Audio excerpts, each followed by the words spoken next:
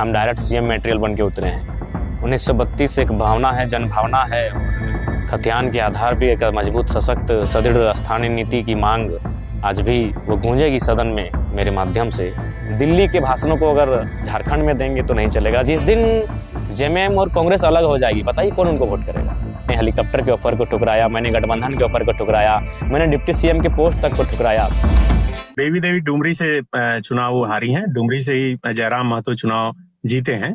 डुमरी ये गिरिडीह जिला में पड़ता है और वहां से जगन्नाथ महतो जो उस इलाके के एक टाइगर कहे जाते थे, उनका निधन कोरोना के दौरान हुआ और उपचुनाव हुआ था। वहां से बेबी देवी चुनाव जीती थी और चुनाव लड़ने से पहले उन्हें मंत्री बना दिया गया था और वो उपचुनाव जीती थी।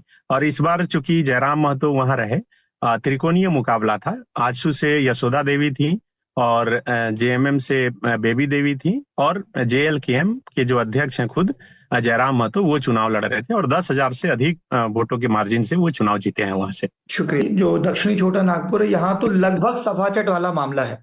सनी शरद जी, कुछ तो फैक्टर दिख रहे हैं जिन पर हम एक एक करके बात करेंगे। आदिवासी अस्मिता एक हो गया, मैया योजना दूसरा हो गया, जयराम महतो फैक्टर तीसरा हो गया। ओवरऑल 5 साल की एंटी इनकम्बेंसी को बीजेपी क्यों नहीं भुना पाई? कौन सी 2-4 आपको बड़ी वजह दिख रही हैं? देखिए, इसकी शुरुआत सौरभ जी मुझे लगता है कि 31 जनवरी से शुरू होती है, तब जब हेमंत सोरेन को ईडी गिरफ्तार कर लेती है। उसके बाद एक खास करके जो कोर वोटर हैं झारखंड मुक्ति मोर्चा के और इंडिया गठबंधन के, उनमें ये मैसेज गया कि कहीं ना कहीं इरादतन इन्हें गिरफ्तार किया गया और उसका परिणाम पहले तो लोकसभा चुनाव में दिखा और उसके बाद अभी विधानसभा चुनाव में दिखा। मुझे लगता है कि सबसे बड़ी सफलता इंडिया गठबंधन और झारखंड मुक्ति मोर्चा का खास करके ये रहा कि वो अपने वोटर, जो उनके कोर वोटर हैं, उनको बिखरने नहीं दिए। एक तो उनको सुरक्षित रखा गया और दूसरा, जो हेमंत सोरेन चंपई सोरेन के मुख्यमंत्री बनने के बाद फिर जब जेल से बाहर निकले, उसके बाद का जो 3 महीने का काम है, उसमें जो काम हुआ उसका इम्पैक्ट दिखा। एक काम जिसका जिक्र आपने भी किया और उसका इम्पैक्ट आपको हर स्टेट में दिख रहा है, वो मैया सम्मान, जो पैसा डीबीटी के तहत जो डायरेक्ट अकाउंट में पैसा गया, उसका असर दिखा। जो अंदर खाने के लोग हैं सौरभ जी, वो बताते हैं कि मुख्यमंत्री हेमंत सोरेन अपने विधायकों को पहले ही कह दिए थे कि 15,000 वोट हर विधानसभा में हम अपने तरफ से गिफ्ट में देंगे और उसके बाद वो कहीं ना कहीं हर एक विधानसभा सीट का जो है समीकरण बदलने में कामयाब रहा। दूसरा, मैया का तो बहुत चर्चा हुआ, लेकिन उससे ज्यादा कहीं इम्पैक्टफुल मुझे लगता है कि बिजली बिल माफी को लेकर हुआ, क्योंकि गांव में कई ऐसे लोग हैं जो बिजली बिल नहीं चुका पाने के कारण उनकी स्थिति खराब हुई, कर्ज लेना पड़ा, कई लोग पकड़े भी गए। तो उस स्थिति में जब बिजली बिल माफी हुआ तो इसका बहुत बड़ा एक इम्पैक्ट देखना पड़ा। तीसरी बात, आप देखिए कि जो सरकारी कर्मियों के लिए यहाँ पर ओल्ड पेंशन स्कीम लागू किया गया, उसका भी एक बड़ा इम्पैक्ट खास करके सरकारी कर्मियों में देखने को मिला।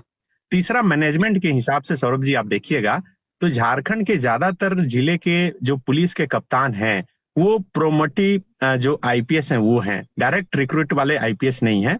और उस हिसाब से चुनाव से 6 महीने पहले से ये हर जिले में मैनेजमेंट चल रहा था कि कैसे आखिर अपने जो कोर लोग हैं उनको मजबूत किया जाए, उनको कैसे अधिक से अधिक संरक्षण दिया जाए।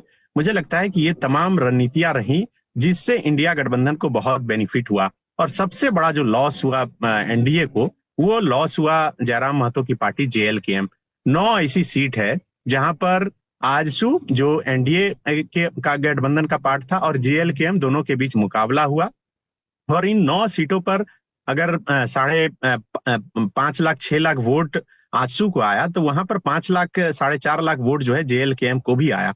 कई ऐसी सीटें हैं जहां पर जेएलकेएम के उम्मीदवार दूसरे नंबर पर है और आजसू के उम्मीदवार तीसरे नंबर पर चले गए।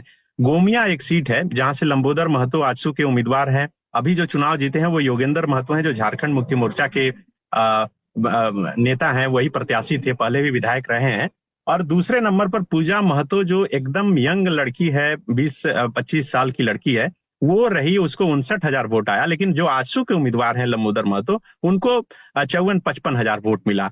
तो पूरा खेल जो है इंडिया गठबंधन का खास करके आजसू का जेएलकेएम ने ही बिगाड़ा है। आप देखिए कि जो रामगढ़ विधानसभा सीट है, ये आजसू का गढ़ माना जाता है। यहाँ से चंद्रप्रकाश चौधरी चुनाव जीतते रहे। जब वो सांसद बन गए तब उनकी पत्नी उपचुनाव जब हुआ, ममता देवी पिछली बार चुनाव जीती थी 2019 में कांग्रेस से, और वो जब जेल गई, वहां उपचुनाव हुआ, तब सुनीता देवी चंद्रप्रकाश चौधरी की पत्नी चुनाव जीत गई। लेकिन इस चुनाव में फिर से ममता देवी चुनाव जीत गई। तो उसके पीछे का कारण यही है कि वहां जो जेएलकेएम के जो उम्मीदवार हैं, उन्हें पनेश्वर महतो, उन्हें करीब 70,000 वोट मिला। आप समझिए कि एक युवा लड़का जो खड़ा होता है राजनीति में, पहली बार चुनावी मैदान में आता है, उन्हें 50,000, 60,000, 70,000 वोट आ जाते हैं। और यही पूरा समीकरण और पूरा गणित जो है इस चुनाव का बिगाड़ दिया, खास करके एनडीए के खेमे का। शुक्रिया सनी जी। आनंद?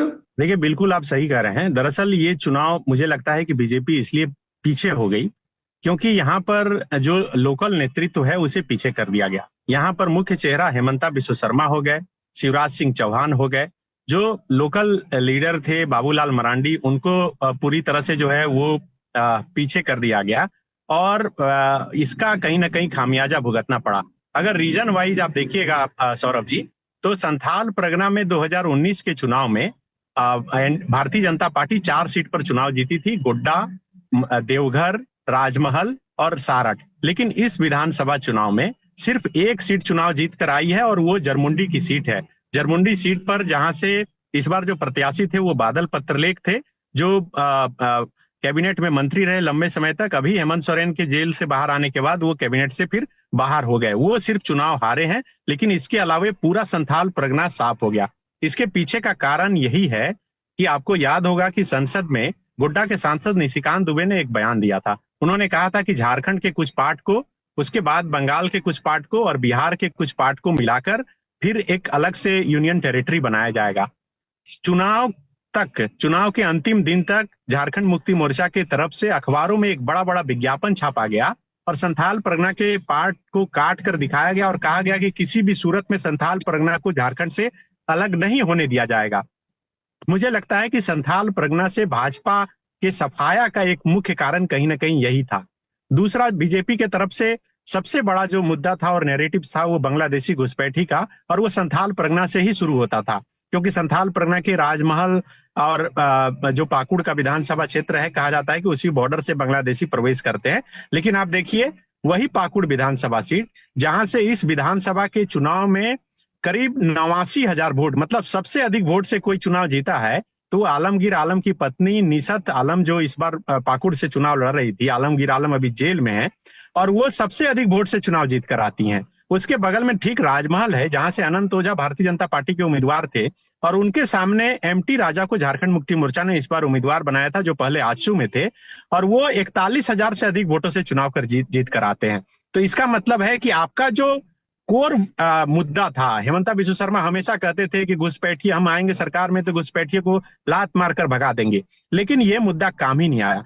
दरअसल आदिवासियों के जेहन में, आदिवासी वोटरों के जेहन में ये बात यहाँ पर बैठ कर गई कि बीजेपी अभी तक किसी को सीएम का चेहरा प्रोजेक्ट नहीं की है, और कहीं ना कहीं जिस तरह से निशिकांत दुबे पूरे लीड करते हुए दिख रहे हैं और वो कह रहे हैं कि संथाल परगना के इलाके को हम अलग कर देंगे, तो कहीं ऐसा नहीं हो कि निशिकांत दुबे को ही मुख्यमंत्री बना दिया जाए और उनकी जो करीबी जो बड़े उद्योगपति हैं उनसे रहती है, और उसके बाद झारखंड को जो है यहाँ के संसाधनों को पूरी तरह से बेच दिया जाए। ये परसेप्शन पूरी तरह से काम किया। यहाँ गिलेटसन डुंगडुंग जो आदिवासियत को लेकर लड़ाई लड़ते हैं, कल मेरी उनसे बातचीत हो रही थी, उन्होंने बताया कि आदिवासी के घर घर तक ये मुद्दा था और इस बात को लेकर चर्चा था कि बाबूलाल मरांडी को तो शामिल कराया गया, लेकिन उनको पीछे कर दिया गया।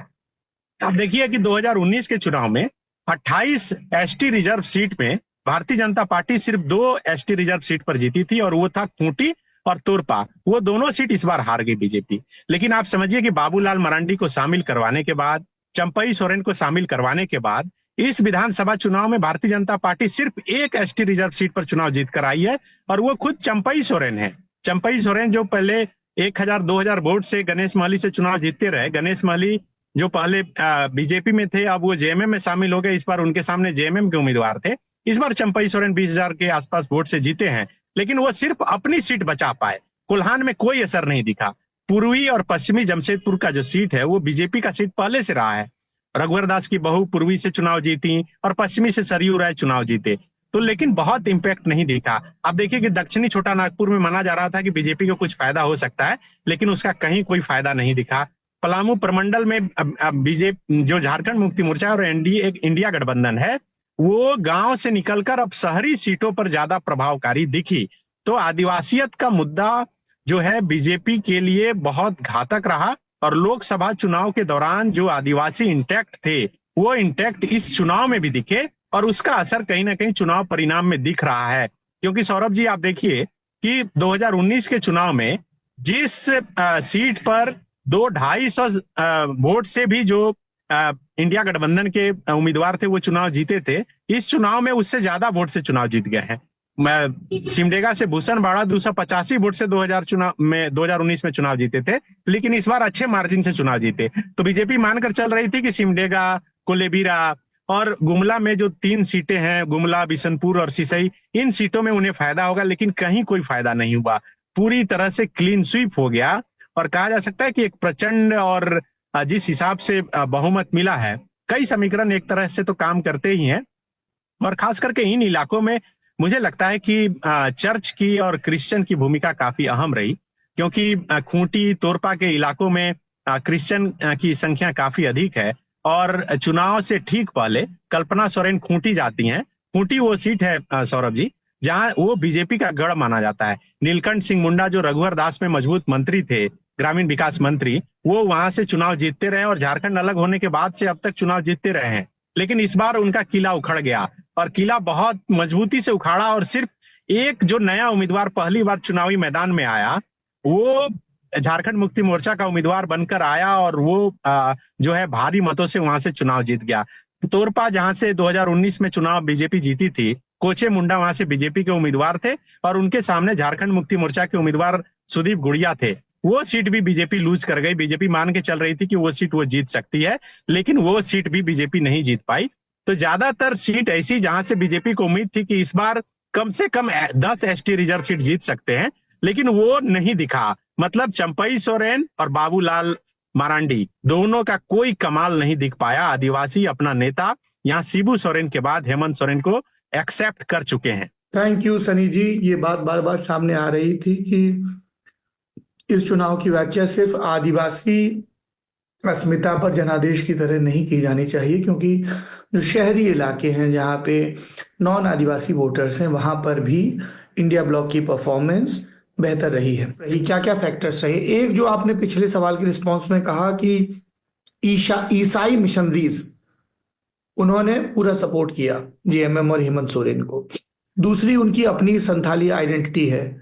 ये 2 फैक्टर रहे। कई लोगों ने कहा कि कल उनका जेल जाना उनके लिए एक किस्म का वरदान हो गया। सिर्फ इस वजह से नहीं कि उन्हें सहानुभूति मिली, बल्कि इसी बहाने कल्पना सोरेन फ्रंट पर आई, और कल्पना सोरेन के बहाने वो नए सिरे से नॉन आदिवासी शहरी वोटर हो, महिला वोटर हो, उन सब के बीच भी एक इमेज बिल्ड करने में कामयाब रहे। क्या आप इससे सहमत हैं? इसके अलावा वो कौन से लोग रहे जो इस जीत के नायक हैं हेमंत सोरेन के साथ? देखिए, सबसे बड़ा नायक तो जरूर कल्पना सोरेन को ही माना जाएगा, और कहा जा रहा है झारखंड में कि विपत्ति की उत्पत्ति है कल्पना सोरेन।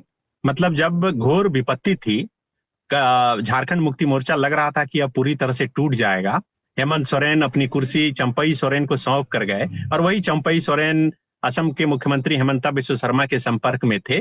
तब ये सोचा जा रहा था कि शायद जेएमएम टूट जाए, लेकिन वहां से कल्पना सोरेन का उदय हुआ, और इस चुनाव में कल्पना सोरेन ने एक अहम रोल किया।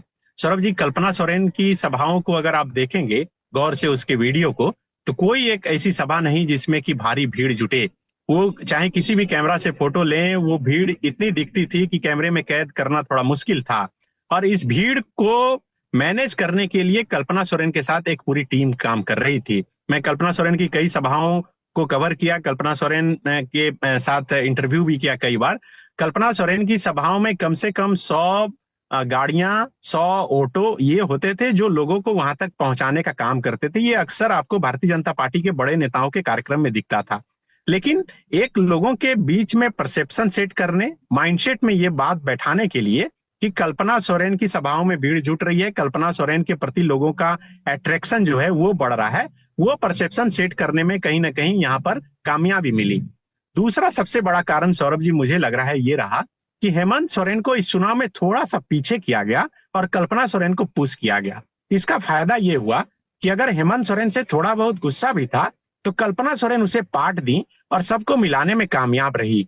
और यही वजह है कि कल्पना सोरेन सिर्फ झारखंड मुक्ति मोर्चा के जो कैंडिडेट थे उनके लिए नहीं, बल्कि जो कांग्रेस के उम्मीदवार थे वो हर दिन ये कोशिश कर रहे थे कि उनके इलाके में कल्पना सोरेन की कम से कम एक सभा तो जरूर हो जाए। और यही वजह है कि कल्पना सोरेन और हेमंत सोरेन दोनों ने 100 सभाएं की है इस छोटे से चुनाव में। मतलब कम समय में जो चुनाव हुआ उसमें भी उन्होंने 100 से अधिक सभाएं की है। एक दिन में 4-5 इतनी सभाएं की। दोनों अलग अलग हेलीकॉप्टर में घूम रहे थे। रांची सेंटर बना हुआ था हेमंत सोरेन के लिए और कल्पना सोरेन का सेंटर था गिरिडीह, क्योंकि वो खुद गांडे से चुनाव लड़ रही थी। वो गिरिडीह में ही रात को रुकती थी, फिर वहीं से निकल जाती थी। दूसरा एक बड़ा फैक्टर रहा, आपने जिक्र किया कि जिस तरह से सेंट्रल एजेंसियां काम कर रही थी, यहाँ पर लोकल एजेंसियां काम कर रही थी। अगर सुबह सुबह ईडी का कहीं छापा पड़ रहा था तो दूसरी तरफ रांची पुलिस का छापा पड़ रहा था। आप समझिए कि अमित शाह आकर रांची में रुके हुए थे और रांची में उस दिन से प्रचार का शोर थम गया था। चूंकि जो आचार संहिता का नियम होता है, जो चुनाव आयोग का नियम है, उसके अनुसार चुनाव प्रचार का शोर थम जाने के बाद बाहरी वोटर नहीं रह सकते हैं। तो अमित शाह, बगल में सरला बिरला एक स्कूल है जो माना जाता है कि जो बीजेपी के बड़े नेता हैं यहाँ, उनकी उसमें संलिप्तता है, वहां जाकर वो ठहरे थे। और सुबह सुबह रांची पुलिस वहां छापेमारी करने के लिए पहुंच जाती है। हालांकि कुछ मिला नहीं, लेकिन रांची पुलिस उसी डायरेक्शन में काम करती है, उसी माइंडसेट के साथ काम करती है जो आरोप इंडिया गठबंधन के लोग के सेंट्रल एजेंसी पर लगाते रहे हैं। यहाँ पर कई यूनिवर्सिटी हैं, कई ऐसे शिक्षण संस्थान हैं जहां पर रांची पुलिस का जो ऑफिशियल बयान है उसके अनुसार भारतीय जनता पार्टी के लोगों का पैसा रखा हुआ था। वहां रांची पुलिस छापा मारती है और उस पैसे को जब्त कर लेती है। तो एक तो अपना मैनेजमेंट मजबूत करना, दूसरा सामने वाले के मैनेजमेंट को कमजोर करना, ये भी एक लड़ाई चल रही थी। और मुझे लगता है कि इसमें भी कहीं ना कहीं इंडिया गठबंधन के लोगों को जीत मिली है। एक और जो पर्दे के पीछे की बात आप कर रहे हैं, मैं जो फील कर पाया, हेमंत सोरेन और कल्पना सोरेन की जितनी भी सभाएं हो रही थी, हेमंत सोरेन और कल्पना सोरेन के साथ एक पूरा सेटअप चल रहा था। अगर हेमंत सोरेन कल्पना सोरेन या हेमंत सोरेन दोनों मंच पर पहुंचते हैं, उसके बाद उनके साथ एक जो तकनीकी आदमी चलता था, वो वहां के माइक स्पेशल सेटअप करता था। जो माइक की आवाज सामने जा रही थी, वही माइक की आवाज सोशल मीडिया पर जा रही थी, वही माइक की आवाज जो रिकॉर्ड करके फिर अन्य मीडिया कर्मियों के पास जा रही थी।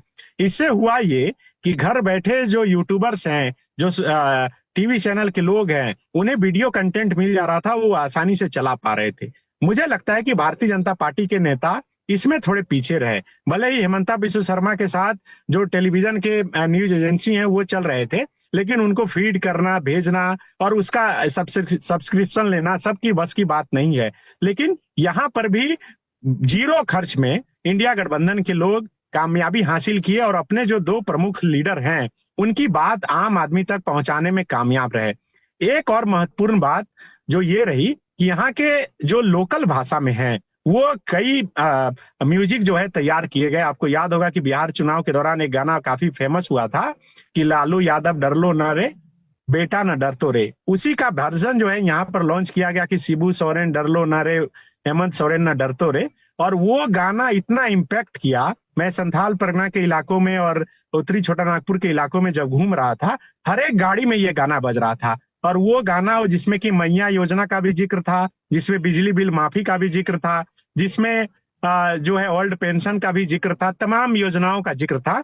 मुझे लगता है कि इंडिया गठबंधन की तरफ से झारखंडी अस्मिता, झारखंडियत को लेकर लड़ा गया और भारतीय जनता पार्टी की तरफ से हवाई मुद्दे को लेकर लड़ा गया। बांग्लादेशी घुसपैठ, मारेंगे, बांटेंगे, काटेंगे, इससे लोगों ने थोड़ी दूरी बनाई और जो यहाँ उनकी बात कर रहा था उसे गले लगाया। और यही वजह है कि झारखंड मुक्ति मोर्चा और जयराम महतो वो भी झारखंडी अस्मिता की बात करते रहे, उन्हें गले लगाया। अब देखिए कि आजसू का वोट कटने के पीछे का कारण आजसू तो खुद है और बीजेपी के साथ मिलना भी कहीं ना कहीं जो है उन्हें ज्यादा नुकसानदेह हो गया। तो ये तमाम बातें हैं। कई बड़े अधिकारी हैं जिनका नाम लेना मुझे लग रहा है कि उचित नहीं है, वो बैक स्टेज से पूरी तरह से मजबूती से काम करते रहे। कई ऐसे लोग हैं जो सीएमओ में बैठकर पूरी रणनीति और मैनेजमेंट का काम करते रहे। मुझे ये जानकारी जरूर अपने दर्शकों तक पहुंचा देनी चाहिए कि मैं और आप जब रांची शहर में रहकर सुबह 8-9 बजे सोकर उठते थे तो हेमंत सोरेन के बैक से जो टीम काम कर रही थी वो रांची के आसपास के इलाकों में खूंटी, गुमला, सिमडेगा में 4 घंटे काम करके लौट जा रही थी और उसका इम्पैक्ट दिखा। क्योंकि मैं खुद खूंटी घूम रहा था और मुझे लग रहा था कि नीलकंठ सिंह मुंडा के लिए ये सीट आसान है, लेकिन आप समझिए कि उसी सीट से 31,000 वोट से वो हार जा रहे हैं। उसके पीछे का कारण ये, एक तो चर्च है, दूसरा जो बैक टीम काम कर रही थी, कई जो लोग पिछले कई वर्षों से जुड़े हैं वो मजबूती से काम कर रहे थे और वो ताल ठोक कर पहले से कह रहे थे कि जिस हिसाब से 7.5 लाख महिलाओं के वोट पड़े हैं, 5% वोटिंग परसेंट महिलाओं का बढ़ा है, उसका इम्पैक्ट दिखेगा। लेकिन भारतीय जनता पार्टी के लोग, एनडीए के लोग यही सोचते रहे कि अगर वोटिंग परसेंट बढ़ रहा है तो इसका मतलब है कि सरकार के प्रति गुस्सा है। लेकिन वो गुस्सा नहीं था, वो ये था कि महिलाएं घर से निकल रही थी और जाकर वोट दे रही थी, क्योंकि उनके अकाउंट में 1,000 रुपए महीने आ रहा था और उन्हें उम्मीद थी कि आगे जो है दिसंबर महीने से उन्हें 2,500 रुपए महीने मिलेगा। सौरभ जी, आपने आनंद जी से पूछा कि गोगो दीदी योजना लॉन्च किया गया लेकिन उसका बेनिफिट्स क्यों नहीं हुआ। मुझे लगता है कि यहाँ पर बीजेपी से एक रणनीतिक चूक ये हुई कि आचार संहिता लागू होने से पहले बीजेपी ने अपना मैनिफेस्टो जारी कर दिया और उसमें बताया कि वो 2,100 रुपए देंगे अगर हेमंत सोरेन अभी 1,000 दे रहे थे। हेमंत सोरेन के पास 2 दिन का वक्त मिल गया और उसी 2 दिन में उन्होंने 2 कैबिनेट की बैठक की और उस कैबिनेट से ये पास कर दिया कि अगली सरकार मेरी बनेगी तो हम 2,500 रुपए देंगे। वहीं पर बीजेपी को हार का सामना करना पड़ गया। वहीं पर लोगों का विश्वास जीतने में झारखंड मुक्ति मोर्चा कामयाब रह गया कि अब तो कैबिनेट से पास हो गया। लोग ये सोचने लगे कि अभी तो 1,000 मिल रहा है और ये कैबिनेट से पास करके कह रहे हैं कि अब आएंगे तो 2,500 देंगे, मतलब देंगे। और ये गोगो दीदी योजना की सिर्फ बात कर रहे हैं, लेकिन 2014 से 2019 तक इनकी सरकार रही। इस सरकार के दौरान ऐसी कोई योजना का लाभ नहीं मिला और ये ज्यादा इम्पैक्टफुल रहा। इसके अलावा कई और चीजें हैं, मुझे लगता है कि अलग अलग उसका विश्लेषण किया जा सकता है जो इस चुनाव में बहुत इम्पैक्टफुल रहा।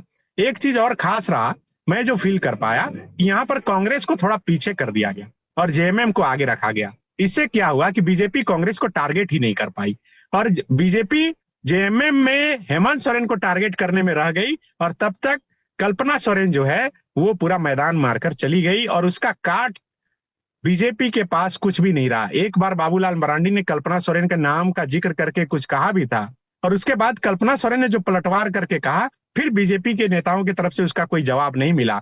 बीजेपी के नेता और सोशल मीडिया इन्फ्लुएंसर और कुछ बाहर बैठे यूट्यूबर्स ये भले कोशिश किए कि कल्पना सोरेन के जो महंगे कपड़े हैं, महंगे पर्स हैं, घड़ी हैं, उससे उनकी छवि को धूमिल कर पाएंगे, लेकिन ये कर नहीं पाए।